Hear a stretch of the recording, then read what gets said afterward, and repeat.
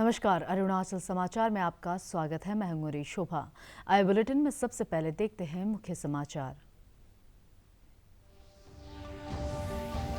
प्रधानमंत्री नरेंद्र मोदी ने video conference के माध्यम से इंग्लैंड के बर्मिंघम में राष्ट्रमंडल खेल 2022 में भाग लेने वाले भारतीय दल के खिलाड़ियों के साथ किया संवाद। खिलाड़ियों से किसी भी तनाव में न आकर पूरे मन और अपनी पूरी क्षमता के साथ खेलने का किया आह्वान।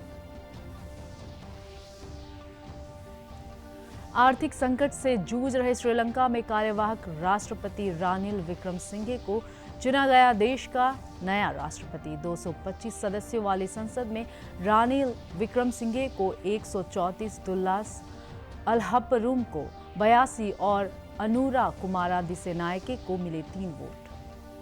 कृषि मंत्री तागे ताकी ने ईटानगर में North East food processing meet का किया शुभारंभ। कहा, राज्य में कृषि, बागवानी और पशुपालन के माध्यम से राज्य को आत्मनिर्भर बनाने के लिए उठाए जा रहे हैं प्रभावी कदम। युवाओं से डेयरी, पोल्ट्री, पिगरी और फिशरी क्षेत्र में स्टार्टअप शुरू करने की अपील। प्रधानमंत्री नरेंद्र मोदी ने आज वीडियो कॉन्फ्रेंस के माध्यम से इंग्लैंड के बर्मिंघम में राष्ट्रमंडल खेल 2022 में भाग लेने वाले भारतीय दल के खिलाड़ियों के साथ संवाद किया। संवाद में दल के कोच भी शामिल थे। श्री मोदी ने भारतीय दल को श्रेष्ठतम प्रदर्शन करने की शुभकामनाएं दी। उन्होंने विश्वास व्यक्त किया कि इन खेलों में पहली बार भाग लेने वाले एथलीट अपनी अलग छाप छोड़ेंगे। प्रधानमंत्री ने खिलाड़ियों से कहा कि वे किसी भी तनाव में न आकर पूरे मन और अपनी पूरी क्षमता के साथ खेलें। प्रधानमंत्री के इस संवाद का उद्देश्य इस महत्वपूर्ण खेल प्रतियोगिता में भाग लेने से पहले खिलाड़ियों को प्रोत्साहित करना है। प्रधानमंत्री ने खिलाड़ियों को बेहतर प्रशिक्षण मिल रहा है और देश में खेलों के प्रति जबरदस्त माहौल बना हुआ है। साथियों, आप में से अनेक एथलीट पहले भी स्पोर्ट्स की बड़ी प्रतियोगिताओं में देश को गौरव के क्षण दे चुके हैं। इस बार भी आप सभी खिलाड़ी, आपके कोचेस उत्साह से, जोश से भरे हुए हैं। जिनके पास पहले कॉमनवेल्थ में खेलने का अनुभव है, उनके लिए खुद को दोबारा आजमाने का मौका है। जो 65 से ज्यादा एथलीट पहली बार इस टूर्नामेंट में हिस्सा ले रहे हैं, मुझे विश्वास है कि वो भी अपनी जबरदस्त छाप छोड़ेंगे। आप लोगों को क्या करना है, कैसे खेलना है, इसके आप एक्सपर्ट हैं। मैं बस यही कहूंगा कि जी भर के खेलिएगा, जमकर खेलिएगा, पूरी ताकत से खेलिएगा और बिना किसी टेंशन से खेलिएगा। श्रीलंका में कार्यवाहक राष्ट्रपति रानिल विक्रमसिंघे को आज देश का नया राष्ट्रपति चुन लिया गया। संसद के अध्यक्ष ने चुनाव परिणामों की घोषणा की। सुरक्षा बलों को हाई अलर्ट पर रखा गया है। श्रीलंका की 225 सदस्यों वाली संसद में रानिल विक्रमसिंघे को 134, दुल्लास अलहप्परुम को 82 और अनुरा कुमारा दिसेनायके को 3 वोट मिले। अध्यक्ष सहित कुल 223 सांसदों ने मतदान किया, जबकि 2 सांसदों ने मतदान में हिस्सा नहीं लिया। श्रीलंका में राष्ट्रव्यापी स्तर पर विरोध प्रदर्शनों के बाद गोटबाया राजपक्षे को इस्तीफा देना पड़ा और विक्रमसिंघे ने कार्यवाहक राष्ट्रपति के रूप में कार्यभार संभाला। गोटबाया राजपक्षे देश छोड़कर मालदीव होते हुए सिंगापुर चले गए। श्रीलंका में व्याप्त सबसे खराब आर्थिक संकट से ईंधन सहित आवश्यक वस्तुओं की भारी किल्लत पैदा हो गई है। कृषि मंत्री तागे ताकी ने कहा है कि राज्य में कृषि, बागवानी और पशुपालन के माध्यम से किसानों और राज्य को आत्मनिर्भर बनाने के लिए प्रभावी कदम उठाए जा रहे हैं। ईटानगर के दोरजी खांडू कन्वेंशन हॉल में North East food processing meet को संबोधित करते हुए श्री ताकी ने कहा कि किसानों की आय बढ़ाने और खाद्य उत्पादनों के क्षेत्र में आत्मनिर्भरता के लिए खाद्य प्रसंस्करण इकाई लगाने के लिए स्वसहायता समूहों और उद्यमियों को बढ़ावा दिया जा रहा है। उन्होंने युवाओं से राज्य सरकार के विभिन्न योजनाओं का लाभ उठाकर डेयरी, पोल्ट्री, पिगरी और फिशरी के क्षेत्र में स्टार्टअप शुरू करने और दूसरों के लिए भी रोजगार के अवसर पैदा करने की अपील की। पहले तो हम एग्रीकल्चर एंड हॉर्टिकल्चर सेक्टर को डेवलप करने का बहुत जोरदार से जा रहा है। तो मैं देख रहा हूँ कि कल आने वाला दिन हमारा यहाँ फूड प्रोडक्शन से बहुत आगे बढ़ने वाले हैं और उसको तो हम लोग को फिनिश प्रोडक्ट चाहिए, तो उसी के लिए फूड प्रोडक्शन लगाने का हम लोग ये आयोजन किया हुआ है।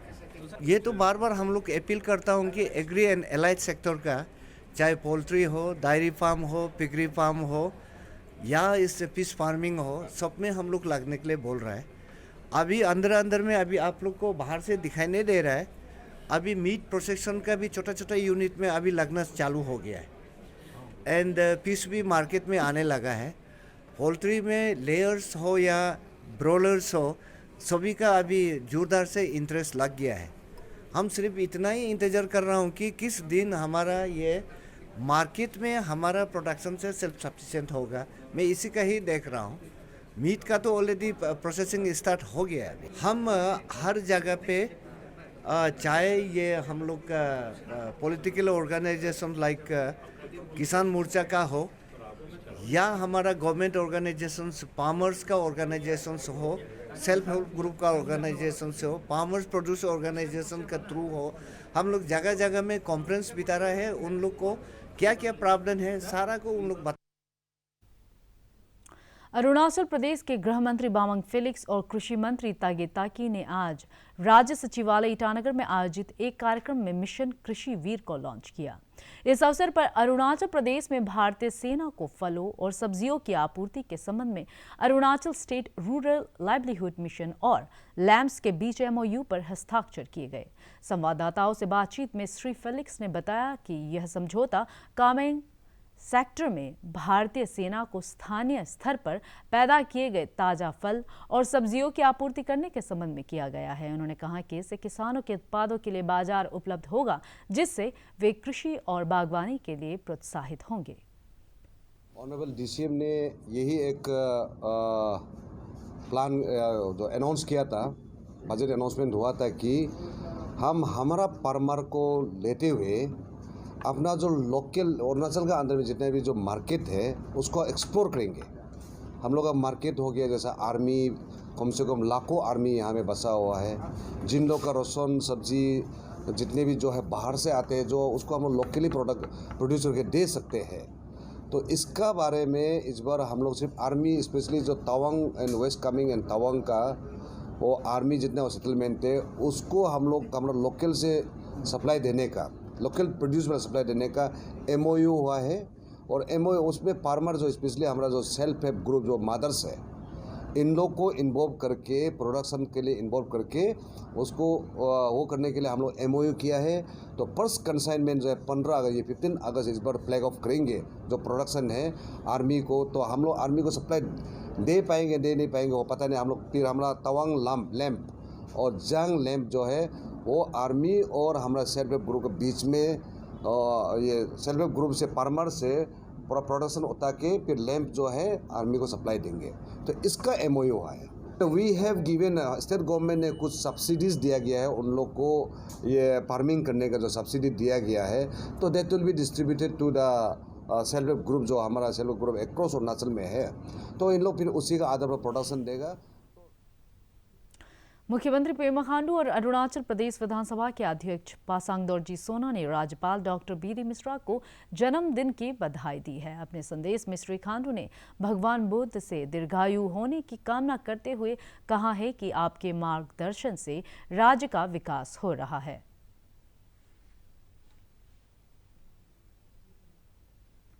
पिछले कई दिनों से हो रही बारिश के कारण लोअर दिबांग वैली जिले में राष्ट्रीय राजमार्ग संख्या NH13 के कई स्थानों पर क्षतिग्रस्त होने और कीचड़ जमा होने से वाहनों और आम लोगों को आवागमन में मुश्किलों का सामना करना पड़ रहा है। रोइंग से अबाली के बीच बाढ़ से PMGSY के सड़क के क्षतिग्रस्त होने से लोगों को आने जाने में परेशानी हो रही है। सड़क की मरम्मत का कार्य चल रहा है। जिला उपायुक्त सौम्या सौरभ ने कहा है कि सड़क पर जल जमाव की समस्या के स्थायी समाधान के लिए कदम उठाया जाएगा। का इशू जहाँ पे काफ़ी पानी भर गया था, क्योंकि पिछले 2 दिनों से बारिश थोड़ी ज़्यादा हो रही है पिछले कुछ दिनों के कंपैरिजन में, और ये रोड अब बीआरओ द्वारा ही मेंटेन्ड है। तो जैसे ही कल हमें पता चला कि यहाँ पे काफ़ी इशू हुआ है थ्रू वीडियो, तो I give directions to DDMO and to the concerned admin officer to take necessary action, और बीआर को हम इसके अंदर बुलाने वाले हैं फॉर अ मीटिंग कि क्या एक्शन वो लोग ले रहे हैं। अभी मुझे जो इन्फॉर्मेशन मिली है उसके अकॉर्डिंग काम वहाँ पे चल रहा है पानी को क्लीन करने के लिए, बट जैसा कि मुझे अपडेट किया गया है ये प्रॉब्लम काफ़ी पुरानी है, और बीआरओ के साथ हम इसका कोशिश करेंगे कोई परमानेंट सोल्यूशन निकालने का, क्योंकि हर साल टेम्प्रेरी बेसिस पे इलाज करने का कोई फ़ायदा नहीं है। और बीआरओ अगर ये रोड मेंटेन कर रहा है तो certainly there has to be a permanent solution, नहीं तो लोगों का डैमेज होता ही रहेगा हर साल। ये तो नेचुरली आता ना, ये साइड ऊपर अलग से आता ना पानी। ये लेवल तो ऊपर है, रोड से तो लेवल तो ऊपर है। ये जब से ये नेशनल हाईवे 13 बना तब से ये कंटिन्यूसली ये प्रॉब्लम होते रहेगा। ये जब भी ये बारिश का सीज़न आएगा, समर यानी कि समर सीज़न, तो हमेशा ये प्रॉब्लम होते रहता है। तो इसका तो गरीब लोग आराम से इसको समाधान कर सकता था, तो इसकी वजह से कितना ये ट्रेवलर्स को कितना परेशान हो रहा है। अभी गरीब वाले आए हैं काम कर रहे हैं, लेकिन जस्ट माइनर में कर रहे हैं, मतलब कुछ एक परमानेंट सॉल्यूशन के लिए काम करने चाहते हैं, ऐसा कुछ नहीं किया मैंने देखा है। मुख्यमंत्री पेमा खांडू ने कहा कि ईटानगर ग्रीनफील्ड एयरपोर्ट पर कैलिब्रेशन फ्लाइट टेस्ट की सफल लैंडिंग के बाद director general of civil aviation DGCAI से लाइसेंसिंग प्रक्रिया शुरू हो गई है। मुख्यमंत्री ने कहा कि राज्य में पर्यटन और व्यावसायिक गतिविधियों के नजरिए से महत्वपूर्ण इस एयरपोर्ट से नियमित विमान सेवाएं आगामी 15 अगस्त से शुरू होने का लक्ष्य रखा गया है। इधर राज्य सरकार के प्रवक्ता न्यातो दुकुम ने कहा है कि PM मोदी और CM पेमा खांडू के नेतृत्व में ईटानगर एयरपोर्ट में से टेस्टिंग फ्लाइट की सफल लैंडिंग से राज्य के लोगों की राज्य की राजधानी से उड़ान के सपने को बल मिला है। हमारी सरकार है, हमारा मोदी सरकार है, जिसके बदौलत ये संभव हुआ है। आज के दिन इतने खुशी के दिन हैं कि हमारा टेस्ट लैंडिंग हो चुका है, जो हमारा होलोंगी एयरपोर्ट का टेस्ट लैंडिंग हो चुका है, और जिस तरह से हमारा CM साहब, हमारा चीफ मिनिस्टर पेमा खांडू ने दावा किया है, 15 अगस्त को इसका इनॉग्रेशन होगा, ज़रूर होगा। और 15 अगस्त के बाद हमें कोई गुवाहाटी या मोनबाड़ी या लीलाबाड़ी जाना नहीं होगा। हम यहाँ अपनी जगह से, अपने धरती से हम अप्लाई करेंगे, दिल्ली को या देश के किसी कोने में भी हम अप्लाई करेंगे। ये शुरू से ही हमारा सरकार दावा करता आया है, जिस तरह से दावा किया है उस तरह से आज करके दिखाया है। मेरा जो पेमा खांडू साहब है उसके और उनके सारे जो हमारे टीम अरुणाचल है, उसको आज बधाई देता हूँ कि हमारे जो टेस्ट लैंडिंग है वो सक्सेसफुल। केंद्रीय वित्त मंत्री निर्मला सीतारमण ने स्पष्ट किया है कि कुछ वस्तुओं पर GST दर बढ़ाने का हाल का फैसला कर चोरी रोकने के लिए किया गया। उन्होंने ट्वीट कर कहा कि इस पर अधिकारियों और मंत्री समूह सहित विभिन्न स्तरों पर विचार किया गया और अंत में GST परिषद ने सभी सदस्यों की पूर्ण सहमति से इसकी सिफारिश की। श्रीमती सीतारमण ने कहा कि यह GST परिषद की पूर्ण सहमति से लिया गया निर्णय था। पिछले महीने चंडीगढ़ में हुई GST परिषद की 47वीं बैठक में सभी राज्य शामिल थे। उन्होंने कहा कि इसे लेकर बेबुनियाद और भ्रामक धारणाएं फैलाई गई। वित्त मंत्री ने कहा कि जब GST लागू किया गया था तो ब्रांडेड अनाज, दाल और आटा पर 5% GST लगाया गया था। बाद में इसे संशोधित कर केवल पंजीकृत ब्रांड के तहत बेची जाने वाली वस्तुओं तक किया गया। वित्त मंत्री ने कहा कि दाल, गेहूं, बाजरा, चावल, सूजी, दही और लस्सी जैसी रोजमर्रा उपयोग होने वाली 14 वस्तुओं को खुला में बेचने पर GST नहीं लगेगी।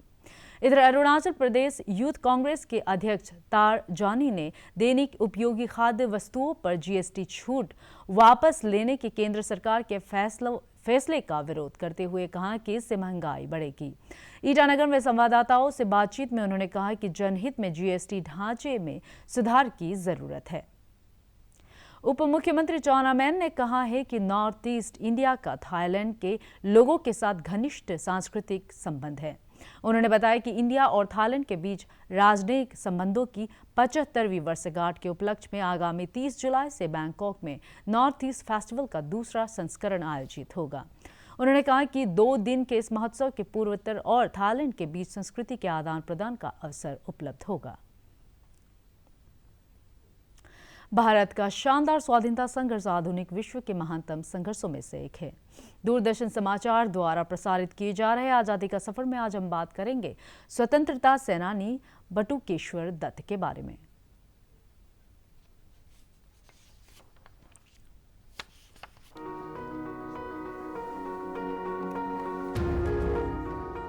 20 जुलाई क्रांतिकारी स्वतंत्रता सेनानी बटुकेश्वर दत्त की पुण्यतिथि है। 18 नवंबर 1910 को पूर्व बर्धमान जिले में जन्मे बटुकेश्वर दत्त स्वतंत्रता सेनानियों चंद्रशेखर आजाद और भगत सिंह के करीबी सहयोगी थे। वर्ष 1924 में बटुकेश्वर भगत सिंह और चंद्रशेखर आजाद से मिले थे। भगत सिंह और चंद्रशेखर आजाद ने ही उन्हें हिंदुस्तान रिपब्लिक एसोसिएशन में शामिल होने के लिए प्रेरित किया। 8 अप्रैल 1929 को भगत सिंह के साथ बटुकेश्वर दत्त ने ही सेंट्रल हॉल में बम फेंका था। इन बहादुर कार्यकर्ताओं ने आत्मसमर्पण करने का फैसला किया ताकि अन्य लोगों को भारतीय स्वतंत्रता संग्राम में योगदान के लिए प्रेरित किया जा सके। जहां भगत सिंह को जॉन सॉन्डर्स की हत्या के लिए फांसी दे दी गई, वहीं बटुकेश्वर दत्त को आजीवन कारावास की सजा सुनाई गई और अंडमान की सेलुलर जेल भेज दिया गया। बटुकेश्वर दत्त को काला पानी के अन्य कैदियों की तरह क्रूर अत्याचारों का सामना करना पड़ा। उन्होंने कैदियों के साथ दुर्व्यवहार, भेदभावपूर्ण और जेल की अमानवीय स्थिति के खिलाफ भूख हड़ताल शुरू की। जेल से छूटने के तुरंत बाद उन्हें तपेदिक हो गया, जिसका उनके स्वास्थ्य पर प्रतिकूल प्रभाव हुआ, लेकिन ये उनकी स्वतंत्रता के लिए लड़ने की भावना को रोक नहीं सका। उन्होंने अरुणाचल समाचार के आज के अंक में इतना ही। जाने से पहले आप सभी से अनुरोध है कि कोविड-19 के दिशा निर्देशों का पालन करें, हमेशा मास्क लगाए, बार बार हाथ धोए और सोशल डिस्टेंसिंग के नियमों को मानें। कोरोना महामारी से बचाव के लिए आपका वैक्सीन लगवाना भी जरूरी है। अगर आप वैक्सीन लगवाने के पात्र हैं तो जरूर लगवाएं। हम कल फिर हाजिर होंगे अरुणाचल और देश दुनिया की खबरों के साथ। चलते चलते आपको बता दें कि आप अरुणाचल समाचार हमारे YouTube channel DD news Arunachal पर भी देख सकते हैं। देखते रहिए अनुप्रभा। नमस्कार।